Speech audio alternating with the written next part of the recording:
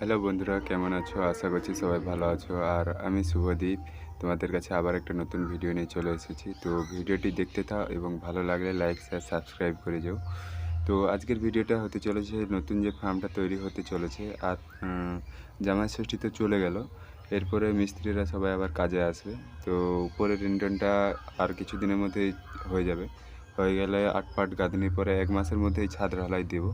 দেওয়ার পরেই পাখি রাখি আবার নতুন যে পাখি রাখি আনবার চিন্তাধারা ছিল। আজ ৩ বছর ধরে আমার কাছে কোনো পাখি নেই, কারণ সেই যে পুরনো ফার্মটা, যারা আমার পুরানো সাবস্ক্রাইবার, যারা আমার পুরানো লং ভিডিও দেখেছো তারা অবশ্যই সবাই জানে যে আমার নিজস্ব ফার্ম ছিল, নিজের পাখি ছিল সব রকম।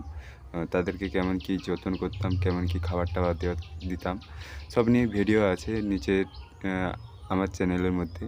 তো সবাই যাও, যে যারা নতুন আমাকে সাবস্ক্রাইব করেছো, তারা যদি আমার ভিডিও দেখোনি, লং ভিডিও দেখোনি, তো আমার চ্যানেলের মধ্যে ঢুকে আমার লং ভিডিও আছে, লং ভিডিও দেখতে পারো এবং ভালো লাগলে লাইক, শেয়ার, সাবস্ক্রাইব করে যেও। তো তো দেখতেই পাচ্ছ যে আমাদের সেই যে পুরনো ঝিল, যারা আমার পুরানো সাবস্ক্রাইবাররা, তারা অবশ্যই এই ঝিলটা দেখেছো। ও আমি যে ঝিলটায় কাজ করতাম আগে, ঠিক আছে, সেই ঝিলটা এটা। আর এখন তো পুরো চেঞ্জিং হয়ে গেছে। এখন ৪ ভাগে ভাগ হয়ে গেছে ঝিলটা। আগে একটাই পার্টিশনে ছিল, ঠিক আছে, এখন ৪ ভাগে ভাগ করে দেওয়া হয়েছে।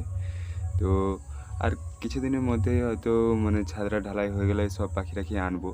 তো তা নিয়েই আজকের ভিডিওটি তৈরি করলাম, যাতে সবাই আপডেট পেয়ে যাও। আর এখানে বালি রাখা হয়েছে, আর এই সাইডে যে এইটুকু গাঁথনি উঠেছে, এখানে ৫ ফুট ছেড়ে দিয়ে, মানে আগের দিকটা 5 ফুট থাকবে, ফাঁকা থাকবে।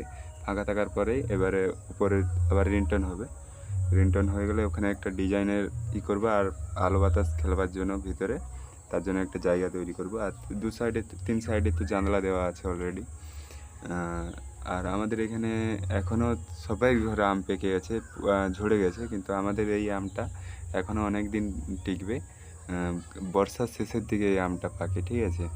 আর আমার সেই পায়রা গাছ, যেটা পাখিদেরকে সবসময় পায়রা পেড়ে পেড়ে খাওয়াতাম, সেই পায়রা গাছে এবছর ভালোই কুঁড়ি হয়েছে।